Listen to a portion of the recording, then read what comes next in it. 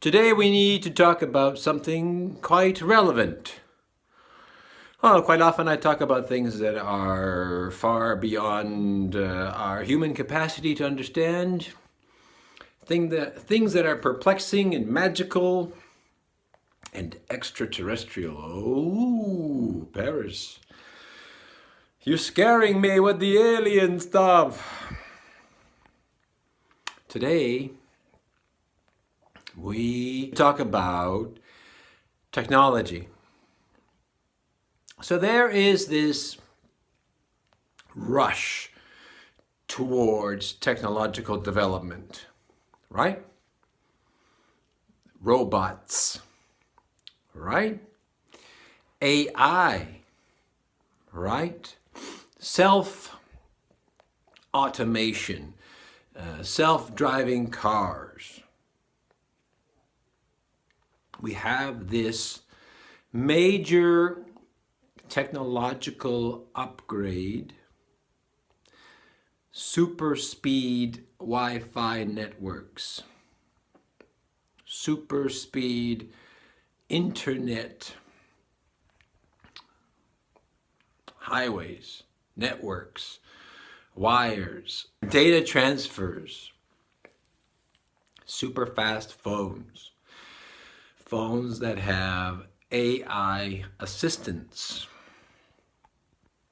So there is this growing fear. There is a campaign to be afraid of AI, to be afraid of technology. And this is coming from people who are mentors and models and leaders and CEOs and speakers and teachers and scientists who are suggesting we have to be careful that AI does not take us over.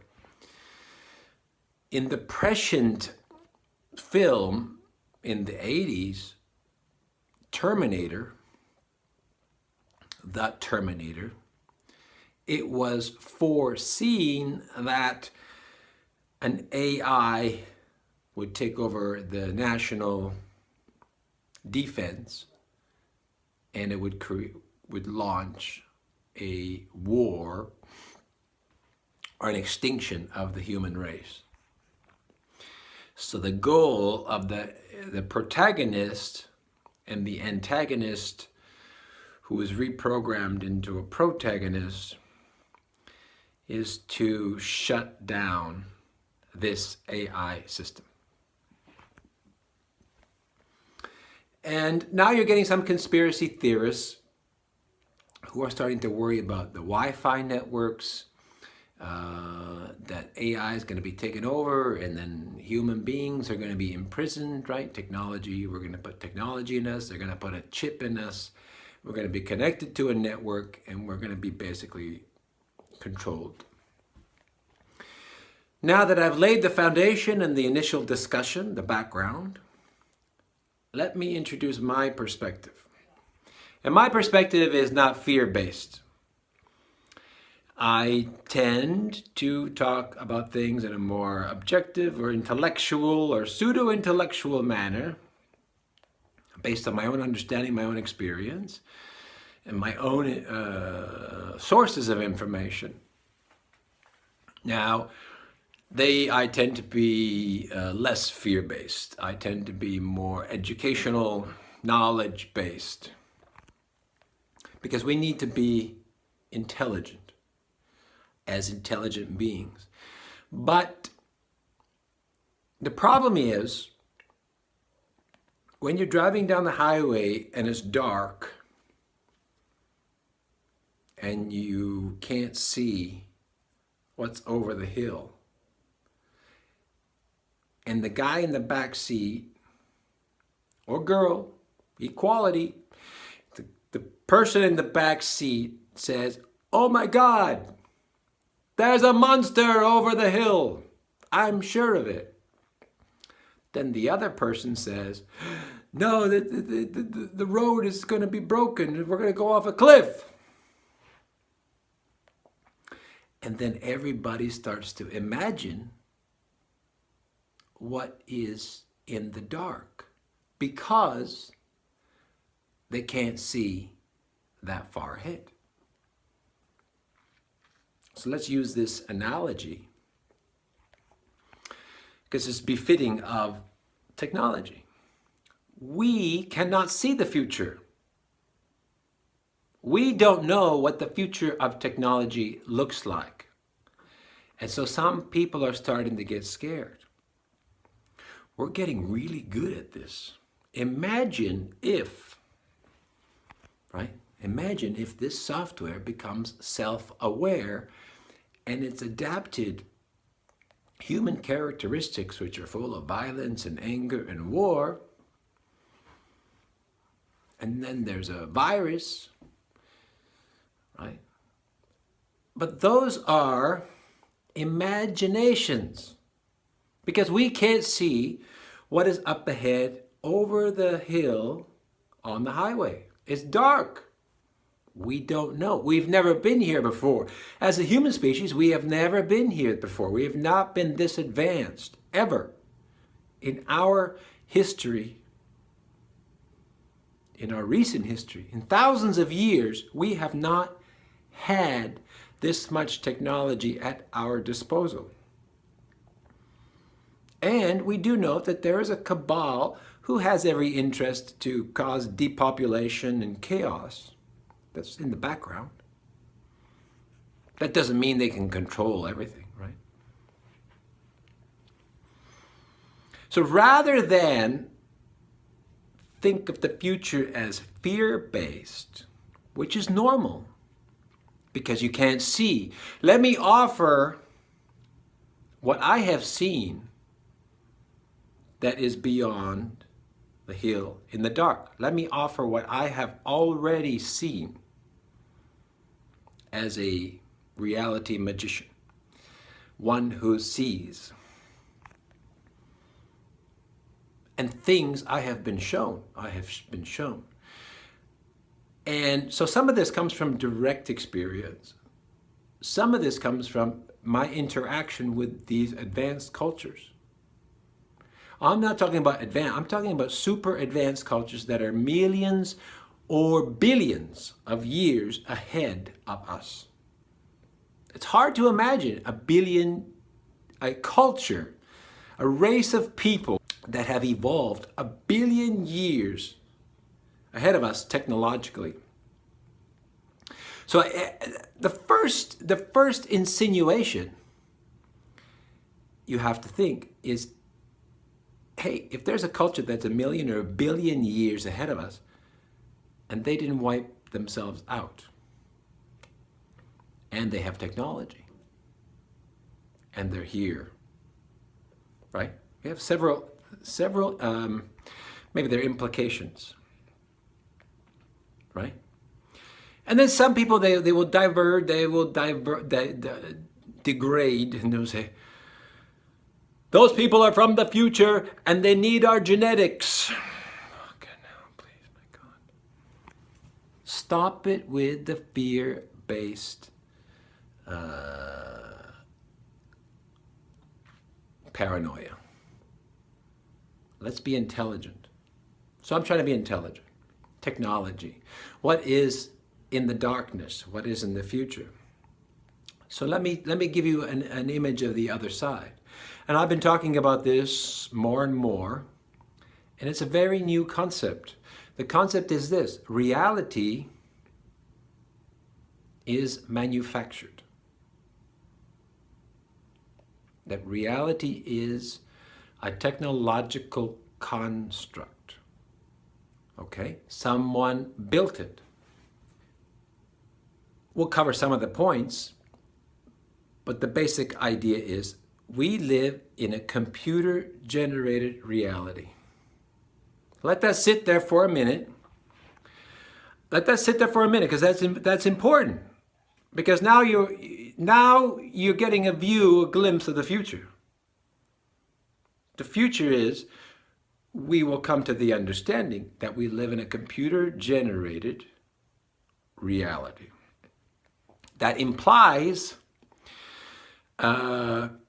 computing sciences that are well beyond our capacity, that implies holographic projections that seem real or are synthetically produced, that implies a kind of immersion, an existential immersion that sublimates, that encompasses you and every aspect of you, such that you get a full experience, a fully immersive technology that's been built by these advanced races, which therefore I speak of. Now, where are we going with this? There's a few important points, right? I'm not just, this is not a message, this is a teaching. This is my way of teaching. You're familiar with my way of teaching. You're trying to connect these important dots. You know, the dot is we live in a computer-generated reality. The other dot is we are becoming technologically aware as a species. We are becoming comfortable with technology software. We swipe our phones, right? We use ear things. We have earplugs. We have mics. We have AI assistants. We upload software, right? We download software. We upload software. We have email. We transfer information. We transfer files. We stream video. We stream live stream teachings, live stream video, digital. So you have this manufactured reality, which we live in, but we're not aware of. And now we have the technology. We have the technology to rebuild him. In our own worlds, we are building video games, and we're building 3D realities. We're building all this stuff, but we're not there yet. We're getting more and more AI. So imagine this, right? Okay, so we have the technological reality, and we are becoming technologically efficient, technologically proficient. We're becoming technologically proficient. And there are these advanced races, these technicians, these engineers, who are 1 million or 1 billion years ahead of us. Now, I say 1 billion, but when you become technologically proficient to a certain degree, you can change the flow of time such that you could advance yourself millions of years by technology without having to evolve. You can just change the flow of time. The flow of time could change your level of technology. So you could, once you reach a certain stage, is my understanding, personally I have not done it, my understanding is once you reach a certain stage and you can alter time, then you can alter evolution. So they've done this and more, right? We haven't. Now let's say that these beings, these advanced races, they want to tell us what I'm saying. They want to tell us, guys, you're living in a manufactured reality. When I talk about DNA, DNA is what? DNA is software. DNA is a machine. You know, your genome is a microscopic machine. It was a giant machine that was miniaturized into a microscopic level and put inside of you. It's a machine run by AI software, DNA. We call it DNA. We know now that DNA transmits and receives information. Epigenetics. We receive information from our environment. We change depending on the environment, our influence. DNA, I say, is much more powerful. I say DNA is an AI software. It's in our system. Now, DNA as software has already been suggested by current geneticists. This is not my invention. current geneticists in the last 10 years have said that DNA is like software, the software of life. That's fundamental. That's a fundamental piece to this puzzle. It's another dot, right? It's another dot. Because if we have software inside of us, and we call it DNA, if we have software, then we have technology inside of us. We are already technological people, right? If DNA is software and it's inside of us, we are technological beings on a certain, on a lesser evolved scale. And the software inside of us connects to the outer reality, which is also DNA based. Has a more powerful software. I have written and discussed that there's an operating system, a reality operating system, an intelligence system that we have not been able to access because our DNA is unevolved, is unactivated, and our programming prevents any of that from really taking place. And that's there for a reason. That's there for a reason, that we're working towards something. And what are we working towards? We are trying to get from this point of being technologically proficient to understanding that reality is manufactured. But we need some help. We need some help. As beings, we need some help to understand how to reach that level. So I think that these advanced beings have given us technology as a tool, an interface with which not only to understand reality, but as an interface to understand them who made us, them who created the world. See, they can't come here because of protocol. They can't come here and say, tell you what I'm saying. Protocol prohibit that. I have been told that a number of times, and I understand that. They cannot do it because they are extremely advanced and we are unadvanced. So they are not allowed by protocol. It's just like I can't go to a 5-year-old and start talking about a mortgage, right? Because it's 5 years old. The kid is 5 years old. I can't talk about how to get a house mortgage, you know? This is the kind of mortgage you look for. This is how much you should pay for a mortgage. You're going to need a house one day. This is what you need. I don't do that. No one does that because they understand that the child is not capable of understanding that stuff. The child is not ready to buy a house at 5 years old. It's implicit, it's implied. So I don't do it. Now, I could also say it's against protocol. It's against protocol to talk to a 5-year-old about getting a mortgage or something else, something that they shouldn't be learning. Use your own example. It's against protocol. It's incorrect. It's wrong. Whatever you call it, right? It's inappropriate. Now, that's a simple example, and we're only talking about, 20 years before they can buy a house, or 15 years. Imagine if that distance was 1,000,000 years. So it's a 1,000,000-year difference. So it's against protocol. It's inappropriate for them to tell you what I'm saying.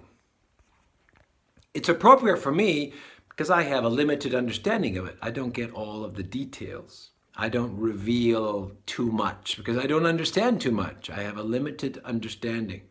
Even though my understanding may be advanced, most people think I'm nuts. Most people say, where's the proof? Where's the evidence? How can you say such a thing without scientific evidence? So there are tools, there are inhibitors in place to prevent full understanding, right? Because people will say, well, it sounds interesting, but. So all of these things are already in place. So that prevents this thing from really taking off. But I'm suggesting that over the hill in the darkness, it's not a dead end. It's the realization that we are living in this computer-generated reality. And the technology allows us as an interface to connect with, to understand the technology. How to download information. Well, you download information to your phone, but now you can download information if you have software DNA. You can download information to your DNA. DNA is also a storage device. Geneticists have known that for at least 10 years. DNA stores information, and DNA is the software of life. I'm not making this up. I'm suggesting that DNA is artificial intelligence. And it's integral for us to communicate, to interface with the reality, because reality also has DNA. Trees have DNA. Air has DNA. Well, if air has DNA and DNA transmits and receives information, and I have DNA and I transmit and receive information, then we have a network. If I can interface with a tree, we have a network. Now the question is, where's our major source? Where's the network server? And I think, you only have to look at the sun as a major source of DNA software information in the form of light particles, right? Particles of light, packets of light carrying information from the sun that enters our crystalline DNA and provides us with life. Because without the sun, we have no life. If the software of life is DNA, then the sun is a technological construct, a computer. The sun is some kind of solar computer.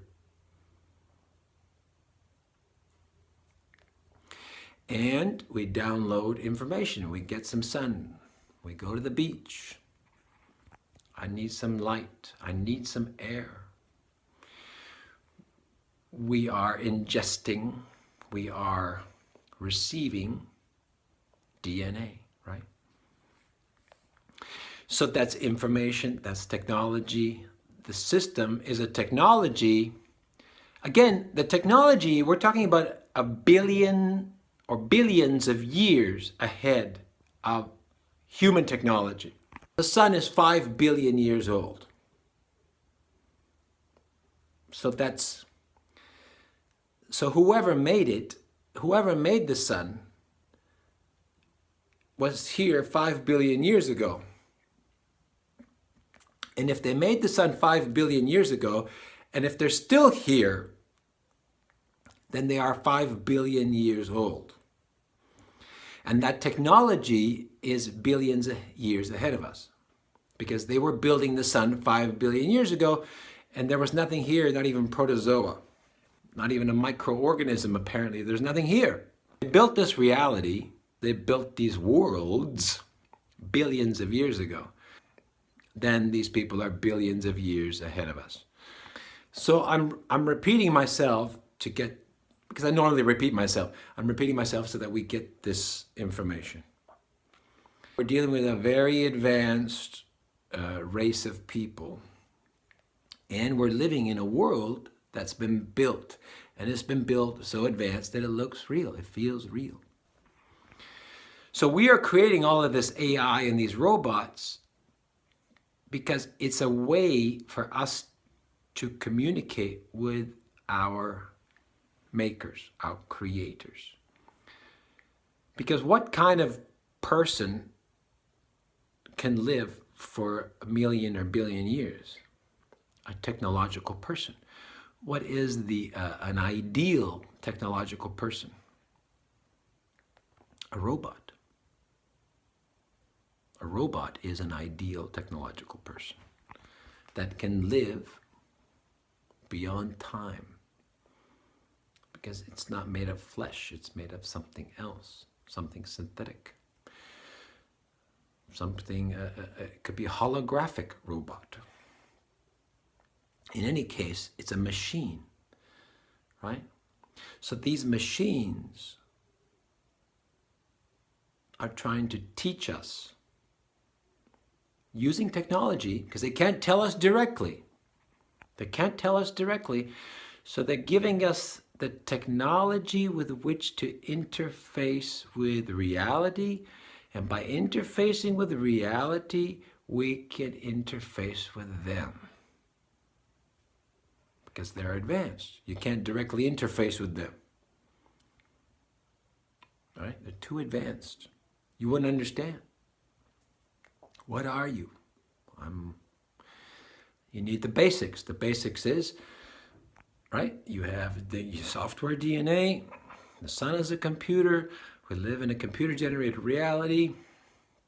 There's AI, there's interface, there's download, upload, upgrading your DNA, raising your frequency.